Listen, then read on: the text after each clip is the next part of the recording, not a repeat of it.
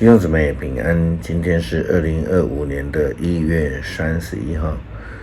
今天的经文是诗篇71篇第1节到第6节，历代志下卷35章20节到27节，使徒行传第19章第1节到第10节。今天要跟大家分享的主题是领受圣灵。许多不愿意接受洗礼的弟兄姐妹，总是会说，我成为基督徒又不是为了那一张洗礼证明，为什么一定要接受洗礼？也有人会引用保罗的话说，保罗说心里相信就可以得救，为什么基督徒一定要接受洗礼？也有人说，洗礼只是教会想要将基督徒的责任如奉献，借由洗礼来加诸到会友的身上。首先我们要说，基督徒的委身是无论是否接受洗礼，或是无论在哪里洗礼，基督徒必须要有委身的生活。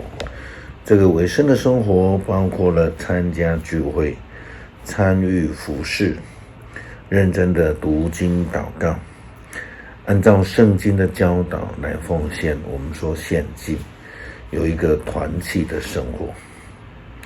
再来我们要谈论到的保罗所说的得救。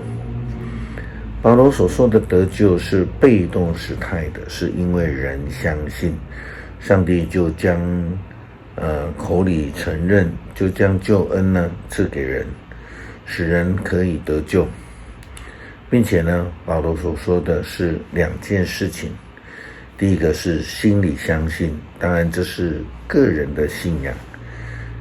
第二个就是口里承认，我们说这是一个公开的程序或是仪式。这两个条件都具备了，人才能够得救。事实上，洗礼并不是一个仪式，不是一个表面，更不在乎是那一张证明的纸。重点在于领受圣灵，成为有灵的活人。因此，耶稣基督的大使命是叫人去传福音，领人奉父、子、圣灵的名受洗。历代志下卷35章20节到27节，我们看到约西亚王虽然是一位好王，并且愿意为上帝的圣殿做了一个整修的工作，但是他并不听从上帝圣灵的声音，因此呢，他就坚决的要跟埃及王征战，后来就丧失了生命。圣经这样记载，约西亚王为圣殿做完这一切事以后，埃及王尼哥率领军队攻打幼发拉底河的加基米斯。约西亚王想阻止他，但尼哥传话给约西亚说，我打的这一场仗跟你犹大王无关，我不是来攻打你，而是来攻打我的仇敌。上帝要我从速行事，他帮助我，你不要阻止我，不然他要毁灭你。可是约西亚坚持非打不可，他不听上帝借着尼哥所说的话，于是改了装到米吉多平原去战场去。约西亚王在战场被埃及人的箭射中，他命令仆人说，把我带走吧，我受了重伤。他们把他扶出车外，放在第2辆车上，带到耶路撒冷，他就死在那里，葬在王室的坟墓里。所有的犹大和耶路撒冷居民都为他举哀。耶利米先知为约西亚王作挽歌，直到今天，所有的男女歌手都唱这一首歌来哀悼他。这在以色列中成了一种风俗。